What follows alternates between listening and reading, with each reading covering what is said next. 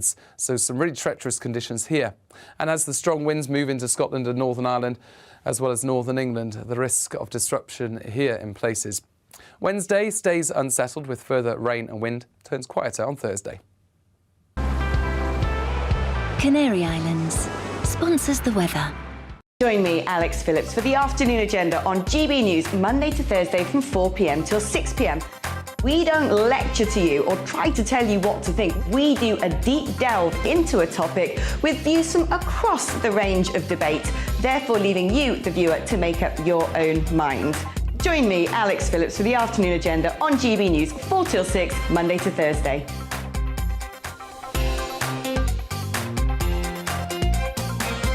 You're watching GB News live across the UK and the world on our digital stream. GB News is Britain's news channel. We are the UK's home of discussion and debate from all perspectives. We are here for you. Don't forget to join our YouTube community by clicking on that subscribe button. And if you want the GB News app, you can click and catch up on programmes anytime. We love to hear from you, so email us. gbviews@gbnews.uk. Thanks for being part of the GB News family. My name is Andrew Doyle. Join me every Sunday evening at 7 p.m. for Free Speech Nation.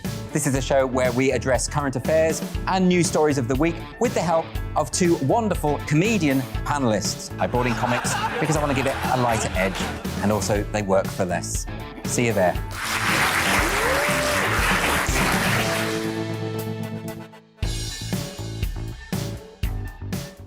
Join my show Farage, 7 p.m. till 8 p.m. Monday through Thursday. And there you will get opinion, analysis, debate, and I'll cover stories that nobody else dares to touch. And then for the last 15 minutes, talking pints. We're over a drink. We have a civilised conversation with someone. We very often disagree, but we do it in a grown-up way. Come and join me on Farage.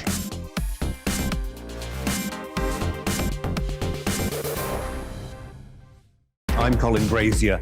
I've reported from more than 70 countries around the world, covered wars from Afghanistan to Iraq, from Lebanon to the Balkans. I'm trying to bring that experience, that feel for events, to the studio.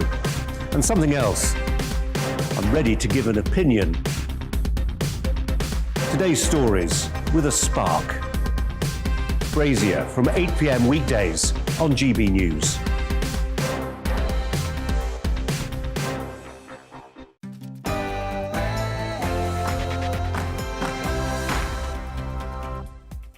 Hello and welcome to the Briefing PM. I'm Darren McCaffrey. Coming up over the next hour, we'll be looking at the government's new drugs crackdown. Does it go far enough, or are they focusing on the wrong areas?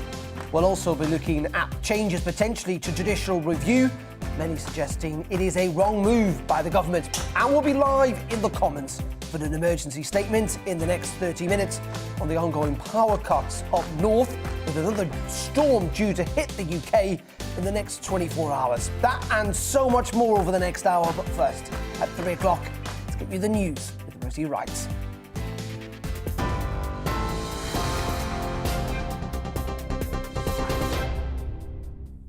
Good afternoon, I'm Rosie Wright. This is your news at 3 o'clock. The Prime Minister is pledging £300 million of funding to crack down on county lines drug gangs in England and Wales.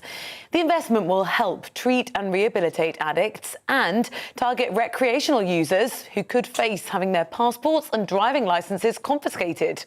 Under the plans, police will have powers to seize drug dealers' phones to text their customers an official warning. Those people who are casually, without thought, taking drugs and not connecting their drug usage with the violence and degradation we see in the supply chain to get their cocaine or whatever it is to them, we need to connect them to that, and there needs to be some consequence that makes them change their behaviour. The Education Secretary will make a statement to MPs later today about the circumstances leading up to the murder of the 6-year-old Arthur Labinjo Hughes. A major government investigation's underway to look at safeguarding failings in the case. The Attorney-General has also launched a review into the sentences handed down to the couple who killed him. Arthur's stepmother, Emma Tustin, was jailed for life for his murder. His father, Thomas Hughes, has been jailed for manslaughter. Safeguarding experts say the whole system of child protection needs rethinking. Safeguarding will only work if we work together. And that is so true. We need to work together in safeguarding. It's not just about reviewing. We need to actually put in place practical measures to ensure that practitioners can join up and have further oversight. Future pandemics could be more contagious and more lethal, according to an Oxford AstraZeneca vaccine creator. Professor Dame Sarah Gilbert says scientific advances made during the past 2 years must not be lost. She's also urging caution over the new Omicron variant, which could be more resistant to both current vaccines and natural antibodies. Truth is, the next one could be worse. It could be more contagious or more lethal, or both. We cannot allow a situation where we have gone through all we have gone through and then find that the enormous economic losses we have sustained mean that there is still no funding for pandemic preparedness. The former leader of Myanmar, Aung San Suu Kyi, has been jailed for 2 years for inciting dissent among the country's military rulers. Earlier today, she was sentenced to 4 years in jail, but the country's military leader has cut the sentence in half. She and her National League for Democracy party were removed from power in February in a coup. The ruling is the first in a series of cases brought against the 76-year-old Nobel laureate. Suu Kyi faces 11 charges in total. She's denied all of them. Thousands of people who are still without heating and hot water are bracing themselves for yet another storm. The Met Office is warning that Storm Barra will hit the UK tomorrow with gale force winds of up to 50 miles an hour. Yellow wind weather warnings are in place across the country. The Energy Networks Association says 1,600 people are still without power in the northeast of England after Storm Arwen first hit 10 days ago. Former Premier League footballer Joey Barton has been cleared of assaulting a rival manager. He was accused of pushing over the former Barnsley boss Daniel Stendhal in a tunnel 2 years ago, leaving him bloodied and with a broken tooth. The jury at Sheffield Crown Court just took 2 hours to find him not guilty. Now, some Tesco warehouse workers and drivers are planning a series of strikes in a dispute over pay. More than 1,000 employees are going to take industrial action for several days from the 16th of December in response to the company's offer of a 4% pay rise. Trade union Unite says this offer falls well below the current retail price index inflation rate of 6%. Every household in Wales is being given a free tree to plant in a government bid to help the environment. The Deputy Minister for Climate Change, Lee Waters, kicked off the scheme, digging a hole for his own sapling. The £2 million plan will see Welsh homes either choose a tree of their own to plant or have one planted on their behalf by the Woodland Trust. You're up to date. We'll keep you across the news all day. Now back to the briefing with Darren McCaffrey.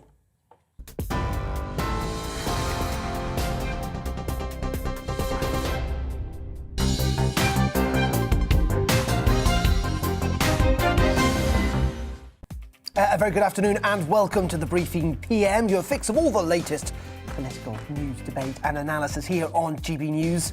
I'm Darren McCaffrey and here's what's coming up over the next hour. The government announcing a slate of new policies to tackle drug crime. But what can the war on drugs ever win? Can it really succeed? I'll be speaking to one senior Conservative who disagrees with the government's approach. Want your views on that story as well. Should judges have the power to overrule politicians and those who vote for them? Downing Street apparently is about to begin a fresh war with judges over a plan to let ministers throw out any legal rulings they do not like. Is it a good idea? And as we've just heard, Storm Barra is due to batter the UK in the next day or so. The Energy Secretary due to give an emergency statement to the House of Commons in the next half hour. That is in relation to the storm that has knocked out thousands of homes of electricity. Still, many of them not without power. We'll bring you the very latest live. And as always, we want to hear what you've got to say on all the top stories. You can email me at gbviews@gbnews.uk or tweet me at gbnews. Very good afternoon. Welcome to the programme on this Monday.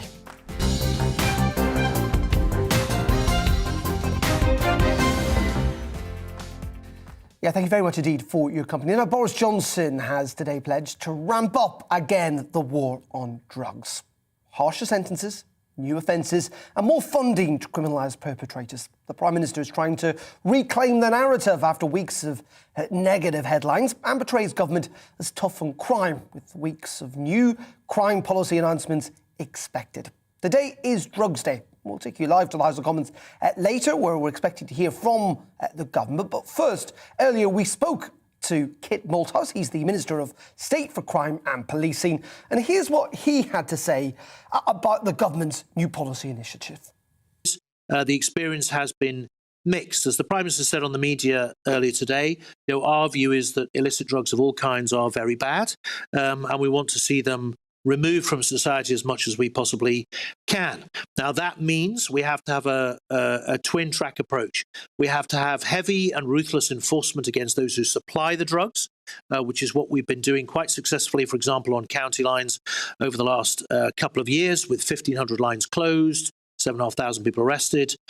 Importantly, 4,000 people rescued from being victimized in this particular trade. But at the same time, we have to recognize at the sharp end that those who are addicted to heroin and crack, and very often they start on cannabis, that those who are addicted to heroin and crack are punished for their crimes if they commit crimes, but critically also that they are treated for their addiction to make sure that they don't offend again. On the third strand, though, of the plan is to say to those people who are casually, without thought, taking drugs and not connecting their drug usage with the violence and degradation we see in the supply chain to get their cocaine or whatever it is to them, we need to connect them to that, and there needs to be some consequence that makes them change their behavior. But on the cannabis issue, I think if you look around the world, you'll realize in those places that have legalized that the criminals don't go away. They start competing. They make it more convenient. They produce a cheaper product. They make it stronger. And in some parts of the world, like California, I think it's fair to say that the picture has been mixed, and in many people would say has been a disaster. And certainly we've seen in parts of the states where it's been legalized so much oversupply that numbers have plummeted, and the tax revenue, which supposedly promised, hasn't materialized. Now, one of the things we've said we'll do over the next 10 years is build a world-beating evidence base. We need to look at the experience of other nations around dealing with these drugs and driving these numbers down. But fundamentally, you have to make a decision early on. Do you want more drugs in society or less? And we want less. There you go. That was Kit Malthouse, the government minister, speaking a little earlier, where we also caught up with Keir Starmer, the leader of the opposition. This was his thoughts on the government's latest initiative. We need to look at the plans in detail when we see them in detail, but there's no doubt that the drug problem has got a lot worse in the last 10 years, particularly issues like drug-related deaths and the county lines, which are destroying lives. And the question for the government is not just over the plans today, but the money that they've taken out of the system. Millions and millions of pounds have been taken out of the system over the years, and that has caused a lot of the problems. So I want to see the plans, I want to see the strategy, I want the Prime Minister to take responsibility for the money that's been taken out of criminal justice in the last 10 years that's caused many of these problems. There you go, Keir Starmer speaking a little earlier. Well, let's now speak to Andrew Boff. He is the Conservative Chair of the London Assembly and joins us. Very good afternoon to you, Andrew. We heard, though, didn't we, from Kit Malthouse, that in part this policy or this new initiative is being pursued because he wants to see fewer drugs in society. That's a sensible position, knowing that, of course, drugs do cause an awful lot of harm.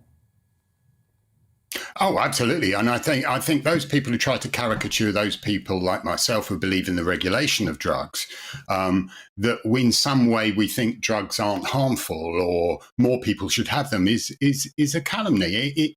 I don't want to see young people being able to get hold of high potency cocaine with all the effects that has on their future development. I don't want those criminal gangs taking advantage of the illegal nature of drugs so that they are the only people in the game and they're making fortunes from other people's misery. Drugs are awful, you shouldn't do them. But we know, and I've had this debate with Kit before on this, that we know that the strategy of just say no doesn't work, never will work, never has worked. And prohibition, in all the places it's been tried in the world, has ended up making the situation worse and more people, it's resulted in more criminality and more people suffering.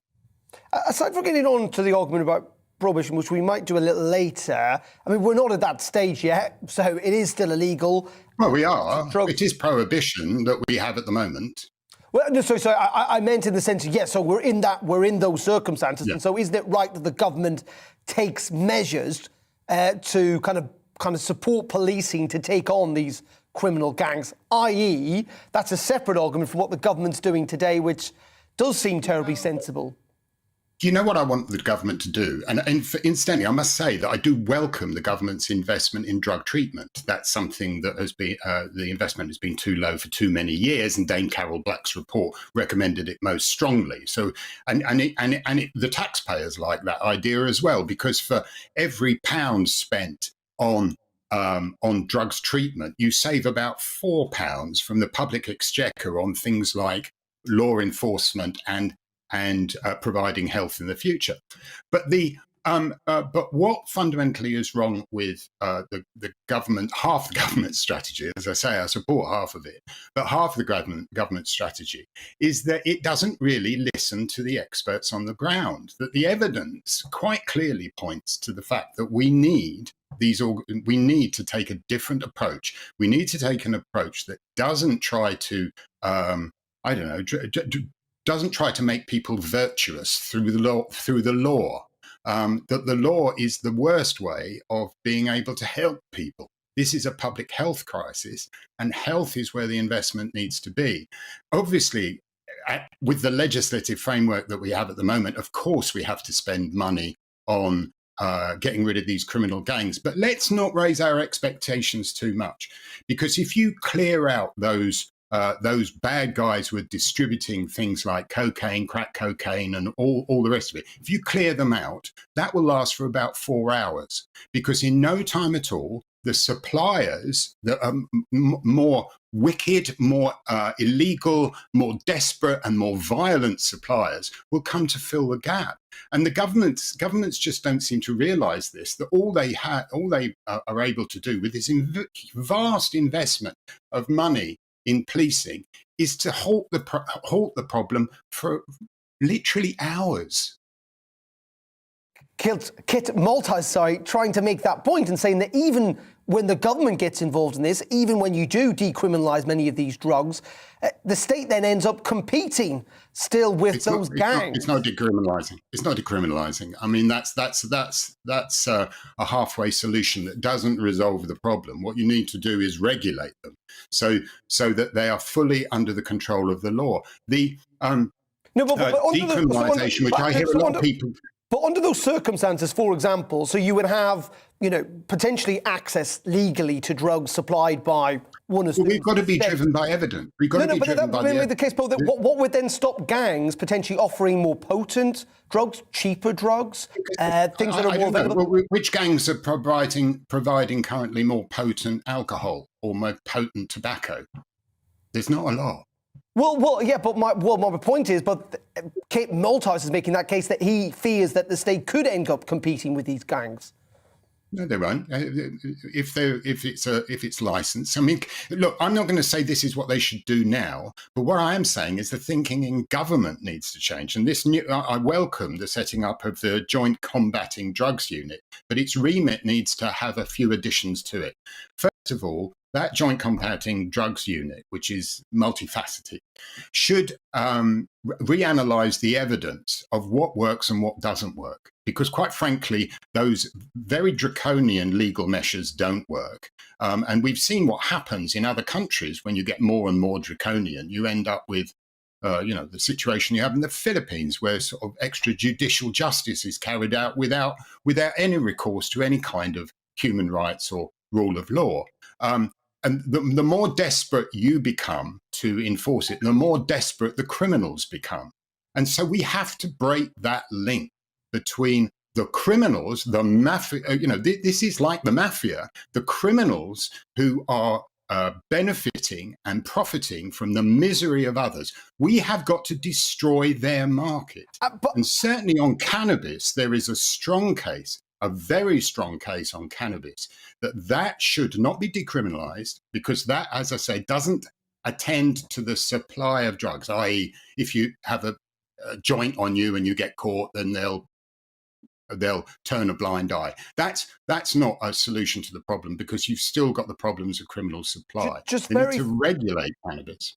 Just very finally, Andrew, isn't the bottom line, though, is the government looks at this and they look at where public opinion is, and even though you set out and others do a very logical, some would argue sensible case for why things should change. The overwhelming sense of public opinion is they just don't want it to happen. Well, that's simply not the case. If you take break it down by particular drugs, if you look, for example, at the recent review of London, my remit is London, but if you look at London opinion, over 60% of the public there in London think that there should be regulation of cannabis. The other drugs are a different matter. But what I'm saying is I'm not going to just launch a sort of libertarian rant about free everything. I'm saying look at the evidence. And the evidence is most strong that the enforcement that we currently have against the supply of cannabis results in more dead young people because they are being dragged into those criminal gangs who currently only control the supply of cannabis. Okay, Andrew. And the result of that, because they control it, it gets worse. The cannabis becomes more potent, it becomes more damaging, and those suppliers are able then to push people into other drugs to abuse, which could have even more serious impacts on them.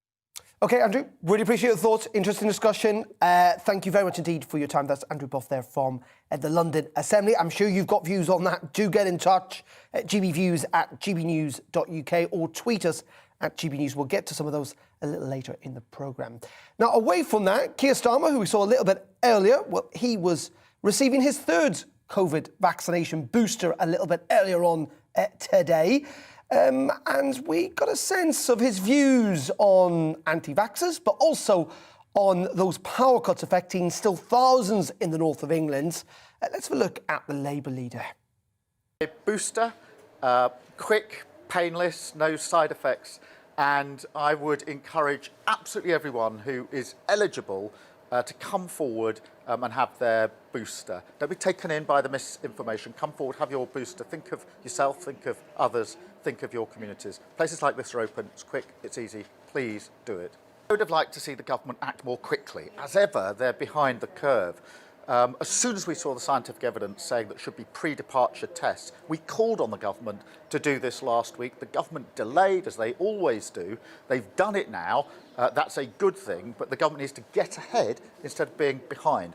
I also want to see the government doing whatever it can to bring the price of these tests down, because lots of people, lots of families are getting really hammered by prices that can't be justified. The travel industry has been really hard hit over the last 18 months or so, and they do need more support. What they need, I think, more than anything, is swift action, absolute clarity about the rules, but it is a difficult period for the travel industry. We need to support them through this.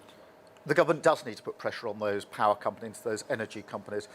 Many people have been without any power whatsoever for a number of days. That's really, really hard. And I think all of us think about how hard it is for those families. So say to the government, step up, work with the energy companies. Let's get the power back on, not least because it's only December. We've got a long way to go yet. There you go, Keir Starmer speaking a little bit earlier. 1,600 homes still without electricity in the north of England. Many suggesting if this was happening elsewhere in the country, particularly down here in the south, it would be a major national news story. Well, we're going to be speaking to a local councillor after Storm Arwen in just a couple of minutes' time. Plus, we'll be live in the Commons. We're expecting a government statement on it. That and much more after we bring you up to date with the weather. And as you'll see, there's another storm on the way. It's time to remind ourselves there's always another winter. Canary Islands sponsors the weather. Hi there. A spell of rain and, in some places, snow to come this afternoon, but followed on by bright spells and showers and a blustery breeze for all of us. That wind reaching gale force in the far northwest this afternoon as the rain clears eastwards. And in this part of the world, I think there's the risk of some snow falling for a time as the rain cools the atmosphere. Could even settle in one or two spots, but I don't think there'll be any widespread issues with that snow. And it does clear to bright spells and showers. Those showers on the heavy side with hail mixed in at lower levels. And again, some snow falling over the hills of Wales, Northern England, Scotland and Northern Ireland. The showers rattle through on a blustery breeze into the evening. But eventually overnight, the showers tend to ease away. The wind dies down as well. And under clear skies, temperatures fall away. A widespread frost as we begin things on Tuesday, with temperatures dipping to -1 to -3 Celsius in rural parts. But a bright start to the day ahead of this feature, which is a rapidly deepening low pressure during Monday and the first part of Tuesday. This is Storm Barra, named by Met Erin because of the strong wind impacts across the Republic of Ireland. But it's going to bring widespread wet and windy weather to much of the UK on Tuesday, starting off towards the southwest. Those winds picking up, the rain pushing in during the morning. And in western areas, the risk of 60 to 70 mile-per-hour wind gusts around exposed coasts. Snow for a time for Northern Ireland, as well as that rain bumps into the colder air.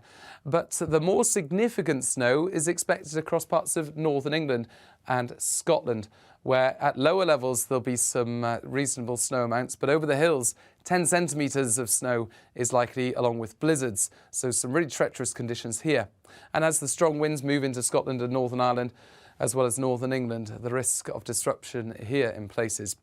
Wednesday stays unsettled with further rain and wind, turns quieter on Thursday. Canary Islands sponsors the weather. Join me, Gloria De Piero, Monday to Thursday at noon for The Briefing. We go to the parts of Parliament that you won't see elsewhere. Plus, there's exclusive interviews with MPs from all parties. But quite often, they paper over the real truth. Why does a working class lad like you join the Tories? That's a good question. Don't miss it. Monday to Thursdays at noon on GB News.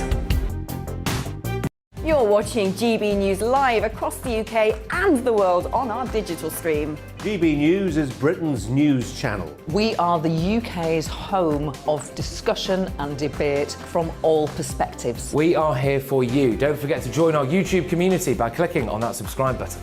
And if you want the GB News app, you can click and catch up on programmes anytime. We love to hear from you, so email us. gbviews@gbnews.uk. Thanks for being part of the GB News family. My name is Andrew Doyle. Join me every Sunday evening at 7 p.m. for Free Speech Nation. This is a show where we address current affairs and news stories of the week with the help of two wonderful comedian panellists. I brought in comics because I want to give it a lighter edge, and also they work for less. See you there.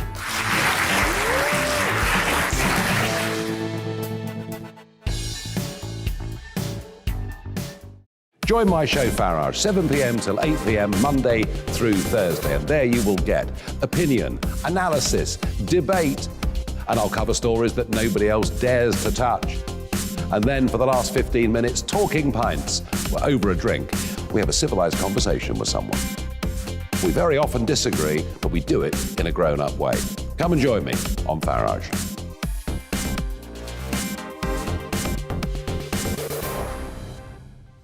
I'm Colin Brazier.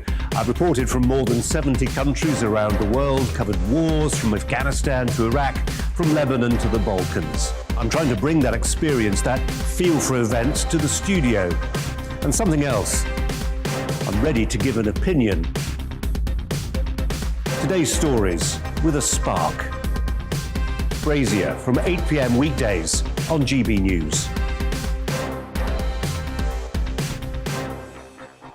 Join us for the Political Correction. We're here every Sunday to correct politics and put you, the people, back in charge. We talk about all areas of the United Kingdom, including Northern Ireland. Our debate goes way beyond the Westminster Village. It's about the real country. It's about your opinion. So please, we want you to tell us what you think. This is the Political Correction. Every Sunday morning from 10 a.m. here on GB News.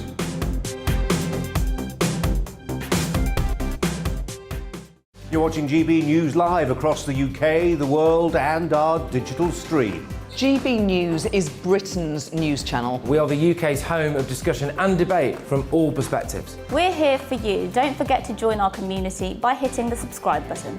And download the GB News app so you can click and catch up on programmes anytime. We love to hear from you. Email us at gbviews@gbnews.uk. Thanks for being part of the GB News family.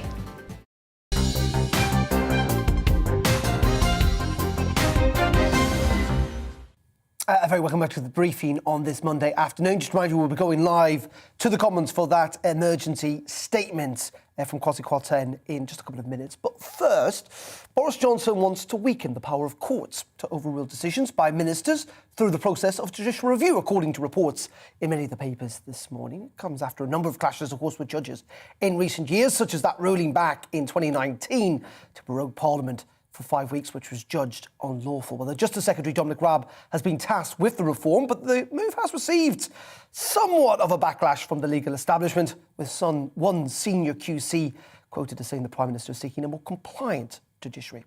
Well, delighted to say that we can speak to Luke Gittus, who is down the line for us this afternoon. Thank you very much indeed, Luke, for joining us. You're the Director, of course, of the Freedom Law Clinic. What's your sense of what the government's trying to achieve with these so-called reforms? Well, I think it is a cause for concern because what it looks like they are proposing is to effectively strike out the decisions of judges when they interpret the law in a particular way.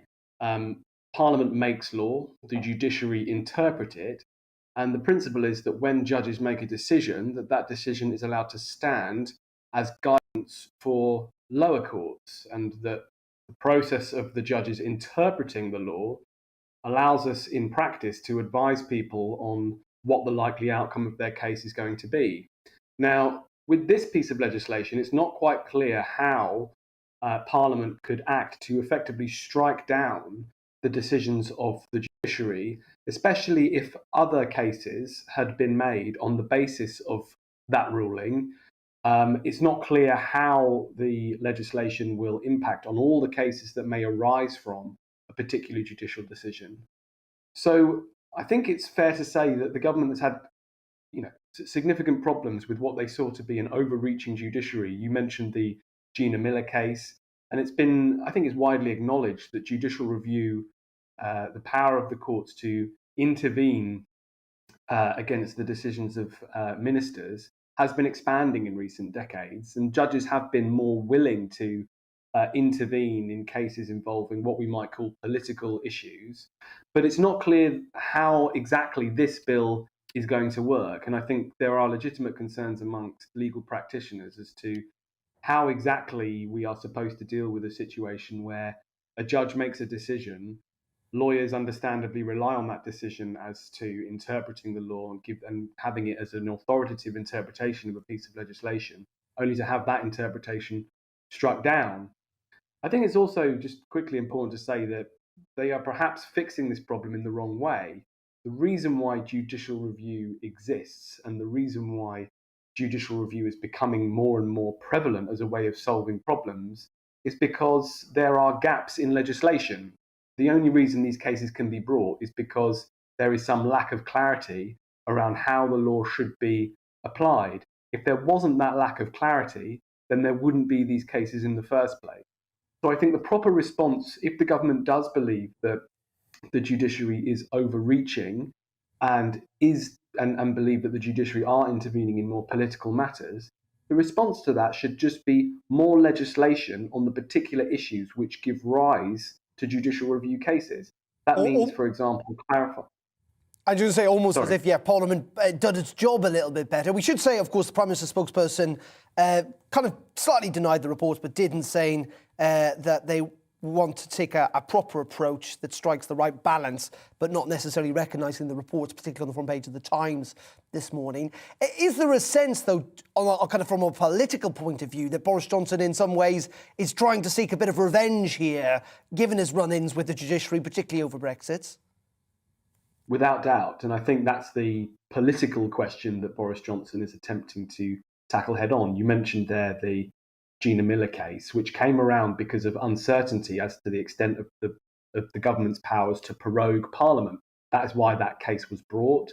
Arguably, it was illegally, there was nothing wrong in principle with bringing the case, but it was widely seen as an intervention against Brexit, which I think most people were right to see it in those terms.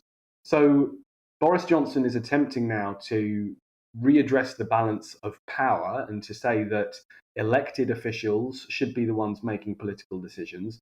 And I think that's a good democratic impulse. You know, we don't want judges being the final say on important matters of political principle.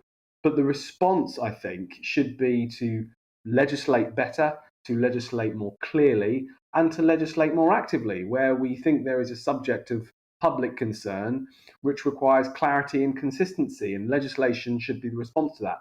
I think it's right to say that the report... Sorry. Yeah. No, I was just going to say we're going to have to leave it there, unfortunately, because we have to go to the House of Commons. But thank you very much indeed for your thoughts there on the potential plans the government is looking at. As promised, the government are answering an urgent question in the Commons. Greg Hands speaking about the aftermath of Storm Arwen. Let's have a listen here. Storm Arwen. And yesterday, the Secretary of State was also in the northeast of England. I'd like to thank, Mr. Speaker, the engineers, the emergency workers, and our armed forces who are on the ground for their incredibly hard work and perseverance in challenging conditions. Mr. Speaker, we have removed the compensation limit to allow customers affected to claim up to £140 per day if they are without power. And I'm glad to say, Mr. Speaker, that 99.8% of those affected by the storm have had their power supply restored so far. But, Mr. Speaker, this is not good enough. It is completely unacceptable that around 1,600 were still in this position as of this morning, but the situation is improving each hour.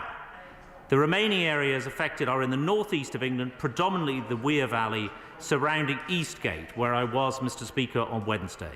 I have been assured by the network operators that all efforts are focused on having power restored to those households in the next day. Kevin Jones. Thank you, Mr. Speaker. Can I first of all say what disappointed the Secretary of State isn't here today to address us on this very important issue.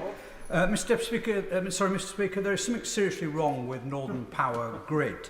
Not with the engineers and individuals who are out restoring power, but with the management and senior management of that company.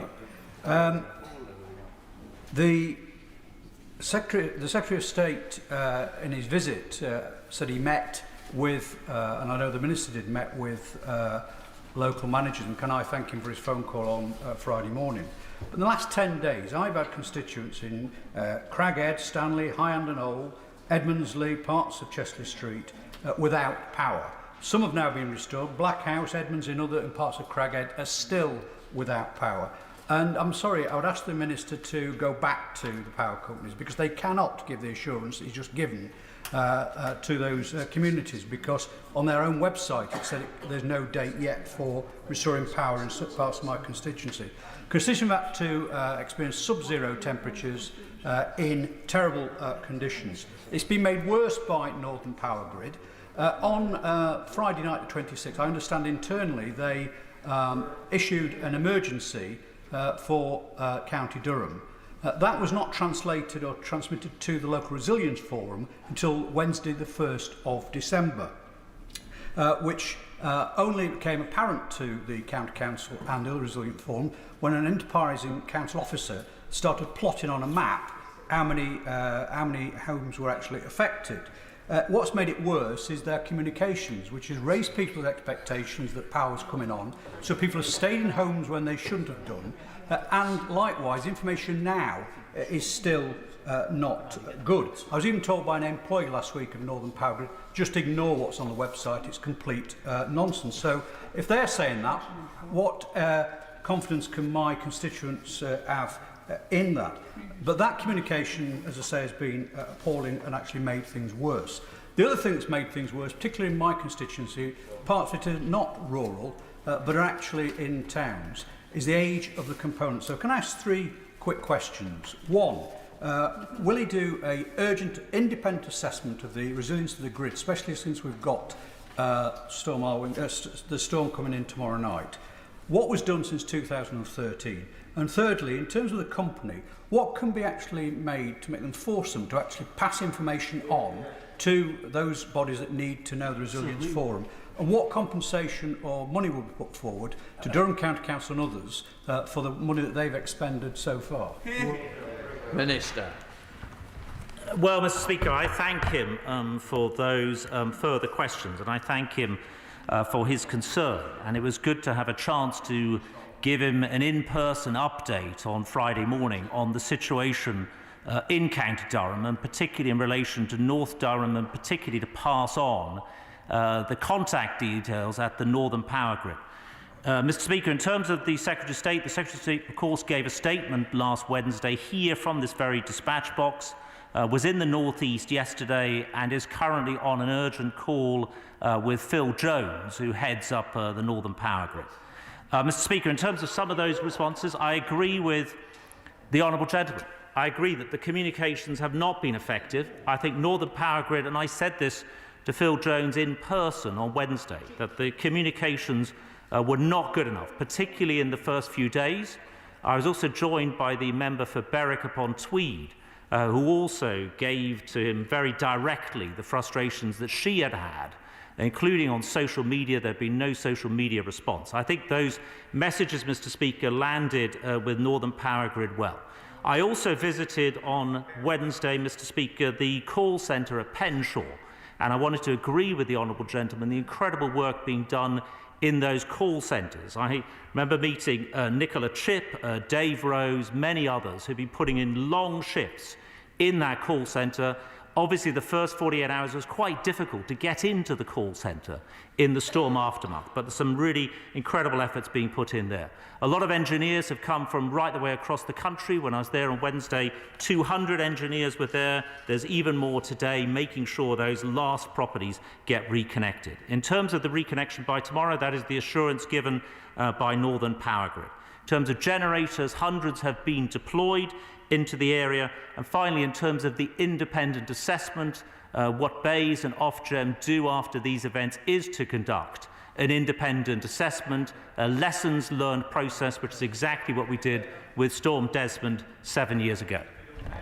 Richard Holden. Thank you very much indeed, Mr. Speaker. And I'd like to thank and congratulate the honourable gentleman, the member for North Durham, for securing this urgent question, and also thank the Minister and the Secretary of State for visiting my constituency over the last week. There we go. That was the House of Commons. Indeed, Greg Hands answering that question, that urgent question when it comes to Storm Arwen. 1,600 homes still without electricity 10 days after that storm hit. Another one expected, of course, in the next 24 hours or so, Storm Barbara. Well, let's speak now to a councillor from Northumberland, Stephen Bridget, who believes that the problem is not being taken seriously enough. Stephen, very good afternoon to you. Your concerns, essentially, that this was in another part of the country, this would be taken a lot more seriously. Yeah, and thank you for having me on the show, by the way. But what I just want to quickly say there, because I've just listened to that statement in Parliament, and it's evident that those members discussing that in the House, particularly the Minister, doesn't have a full grasp of this actual situation. With the power going out, we didn't just have electricity failure. The electricity failure resulted in our water treatment facility going down, so we had no water, we had no internet.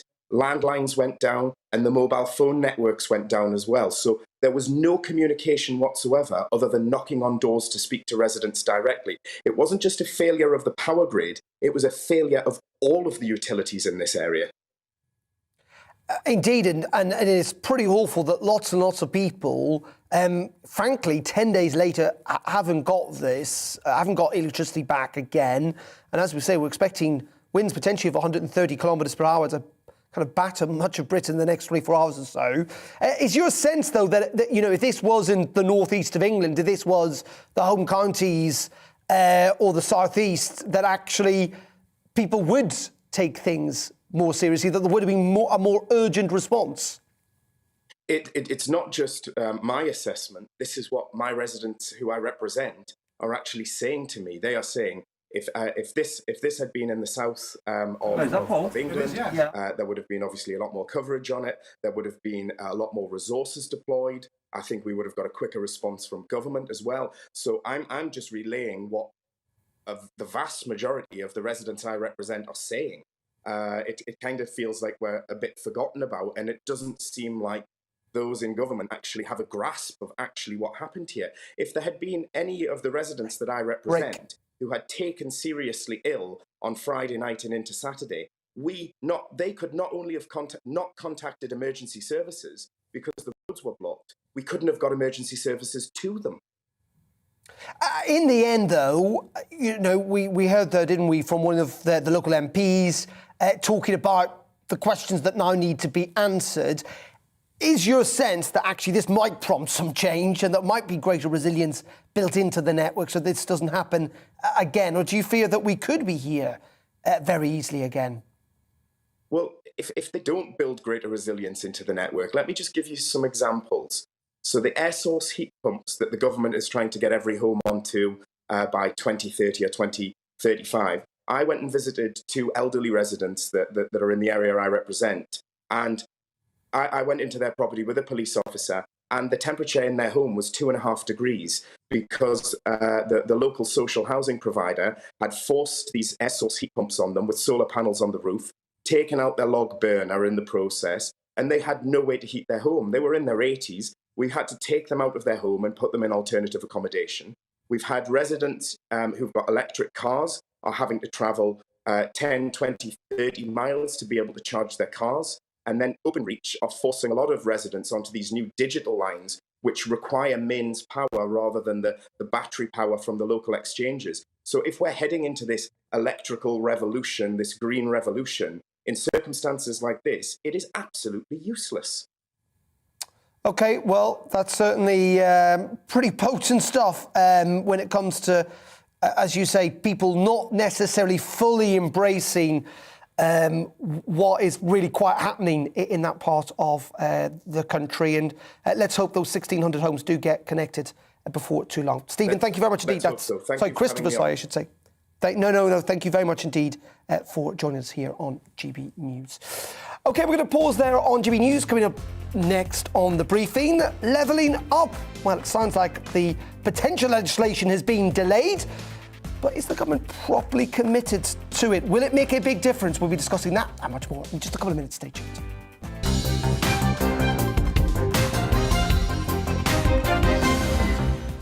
You're watching GB News live across the UK and the world on our digital stream. GB News is Britain's news channel. We are the UK's home of discussion and debate from all perspectives. We are here for you. Don't forget to join our YouTube community by clicking on that subscribe button. And if you want the GB News app, you can click and catch up on programmes anytime. We love to hear from you, so email us. gbviews@gbnews.uk. Thanks for being part of the GB News family. My name is Andrew Doyle. Join me every Sunday evening at 7 p.m. for Free Speech Nation. This is a show where we address current affairs and news stories of the week with the help of 2 wonderful comedian panellists. I brought in comics because I want to give it a lighter edge, and also they work for less. See you there.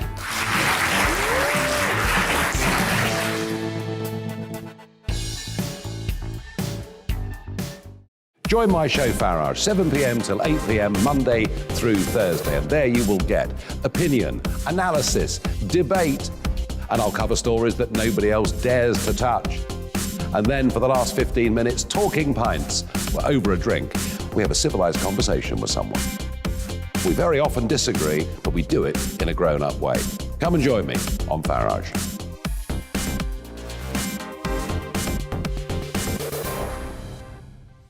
I'm Colin Brazier. I've reported from more than 70 countries around the world, covered wars from Afghanistan to Iraq, from Lebanon to the Balkans. I'm trying to bring that experience, that feel for events, to the studio.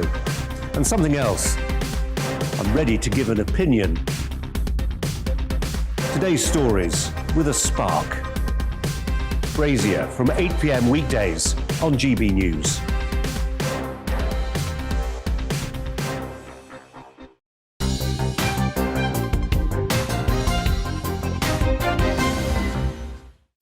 Very welcome back. Now, the government wants to level up the north, or so it claims.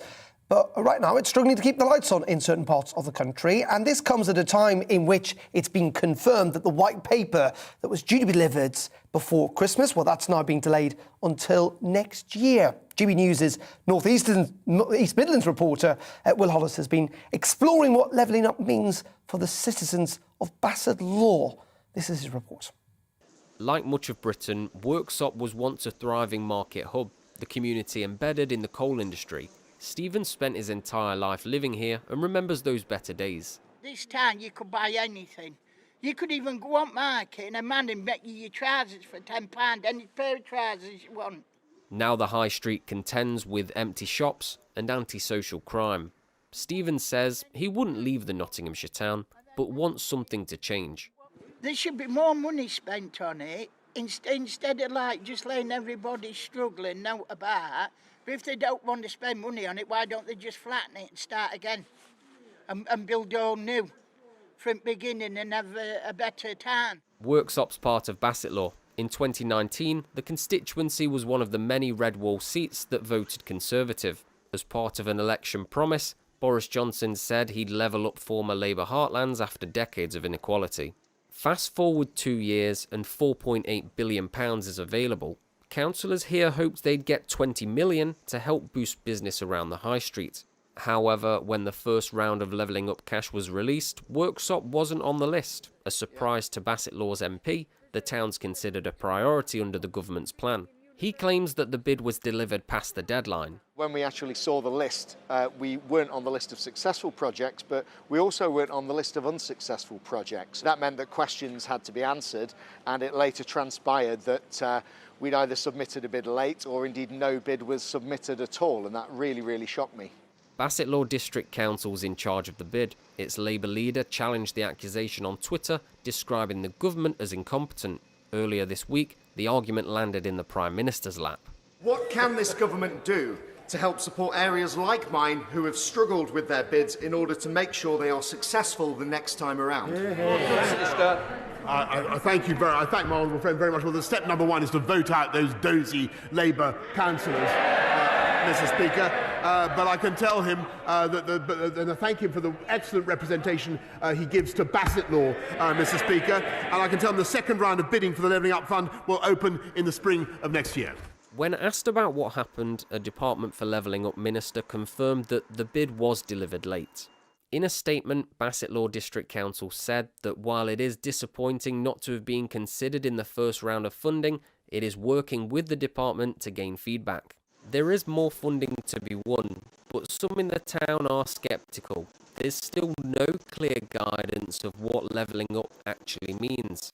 For so many people who live and work in places like Worksop and other similar towns, they've heard the phrase levelling up used so often in so many speeches over the last 2 years that it's starting to lose all of its meaning. And many people are sceptical of this cash funding and if it will ever come to places like this. We're given second best. Up north, we've always been classed as second-class citizens.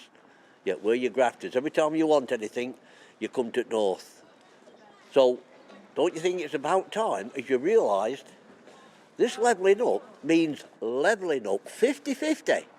Not you down south and us up north, we're one country. And one country should be on the same money. Government policy around levelling up is expected before the end of the year. The next round of funding is released next spring. Will Hollis reporting from Worksop in the East Midlands.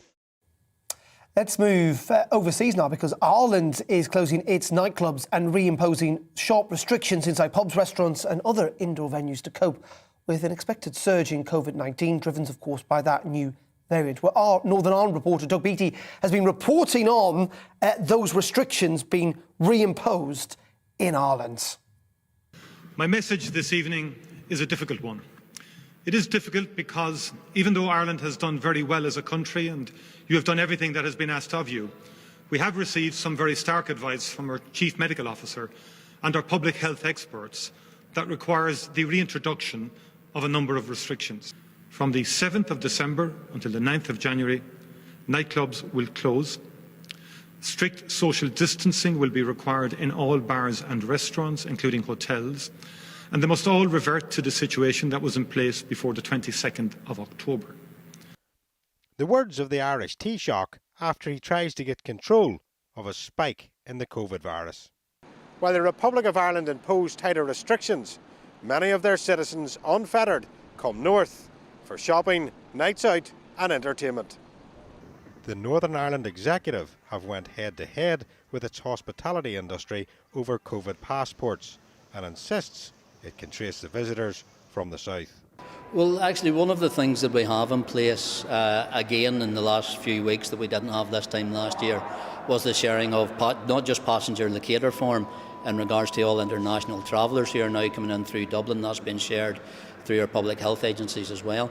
But it's also, there is a requirement in all hospitality to take contact details of anyone entering them. So that's irrespective of COVID certification or not. That's already part of the requirement that is there and is established.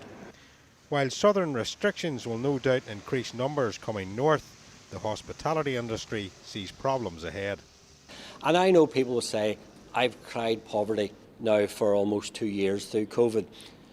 The government support we got because we made the case has really helped, and we're really grateful for it. But it's all stopping. At the end of the financial year, the rent protection stops, the insolvency protection stops, VAT will probably let you go back to 20%, rates will come back in. And if we don't get Christmas period to make some money, we'll not survive that. There's the Executive COVID Recovery Task Force, which is based in the Executive Office. They've been carrying out very specific engagement with the sectors, and I'm sure that the hospitality industry and others that are raising concerns that the Executive COVID Task Force will work to try to address those. The Executive now finds itself in an awkward place, welcoming visitors from outside its borders while putting pressure on its own to uphold challenged legislation. The Chief Medical Officer tried to stay clear of politics and stressed the importance of vaccine and just how far we have came. Well, all pandemics come to an end when a sufficient number of the people in the population are immune, and preferably through vaccination. And we're making huge strides, as the Minister has said, with our vaccination programme. Over 3 million doses of a vaccine that hadn't been invented this time last year. So let's be in no doubt we're making progress, and we have the capacity to modify the current vaccines if indeed that becomes apparent with the Omicron variant. Dougie Beattie, GB News, Belfast. There we go. That was the latest situation in Ireland. Those restrictions, of course, being imposed in the Republic of Ireland as they try and fight potentially a significant rise in cases with this new variant. Lots of you have been getting in touch with your views on the stories of today. We've got Karen saying that she thinks the Prime Minister is right to try a different approach on drugs policy. For too long, she argues, we've been too soft to these criminals. It's time to deal with the issue once and for all and cut them off at source. Molly's saying the government is trying their best to deal with the drug problem facing the country. However, I do think we need to have a sensible discussion regarding drugs. People will still do them no matter what. Maybe it's time to go down the more liberal route, as we see across Europe and many states in America. And James also getting in touch on that story, of course, that we're covering. Many people still without electricity following Storm Arwen. He says the fact that some people still not have power after Storm Arwen is a joke. It's been more than a week. There is a complete disconnect, he argues, between politicians at Westminster and the rest of the country. As always, really keen to hear your views here on GB News. You know the email address by now, gbviews@gbnews.uk. It's just down there at the bottom of the screen. Or you can tweet us at GB News. OK, that is it for the briefing for today. I'll be back, of course, at 9 a.m. in the morning. Gloria's here at 12, and we'll be back at 3 tomorrow. Up next, it's Alex Phillips with the afternoon agenda. But before that, let's bring you up to date with the very latest weather on this Monday and the details of that storm that's due to hit the south and west in the next 24 hours, Storm Bara. Here is the Met Office down in Exeter with the weather forecast. Thanks for watching. I'll see you again tomorrow. It's time to remind ourselves there's always another winter. Canary Islands sponsors the weather. Hi there. A spell of rain and, in some places, snow to come this afternoon, but followed on by bright spells and showers and a blustery breeze for all of us. That wind reaching gale force in the far northwest this afternoon as the rain clears eastwards. And in this part of the world, I think there's the risk of some snow falling for a time as the rain cools the atmosphere. Could even settle in one or two spots, but I don't think there'll be any widespread issues with that snow. And it does clear to bright spells and showers. Those showers on the heavy side with hail mixed in at lower levels. And again, some snow falling over the hills of Wales, Northern England, Scotland and Northern Ireland. The showers rattle through on a blustery breeze into the evening. But eventually overnight, the showers tend to ease away. The wind dies down as well. And under clear skies, temperatures fall away. A widespread frost as we begin things on Tuesday, with temperatures dipping to -1 to -3 Celsius in rural parts. But a bright start to the day ahead of this feature, which is a rapidly deepening low pressure during Monday and the first part of Tuesday. This is Storm Barra, named by Met Erin because of the strong wind impacts across the Republic of Ireland, but it's going to bring widespread wet and windy weather to much of the UK on Tuesday, starting off towards the southwest, those winds picking up, the rain pushing in during the morning, and in western areas the risk of 60 to 70 mile-per-hour wind gusts around exposed coasts. Snow for a time for Northern Ireland as well as that rain bumps into the colder air. But the more significant snow is expected across parts of northern England and Scotland, where at lower levels there'll be some reasonable snow amounts, but over the hills 10 centimetres of snow is likely, along with blizzards, so some really treacherous conditions here. And as the strong winds move into Scotland and Northern Ireland as well as northern England, the risk of disruption here in places. Wednesday stays unsettled with further rain and wind, turns quieter on Thursday. Canary Islands sponsors the weather. My name's Tom Harwood, and every weekday we bring you The Briefing at 9 a.m. The stories, opinions, debate and analysis that you need to hear. You're quite right, Tom, of course. Was this something that had been considered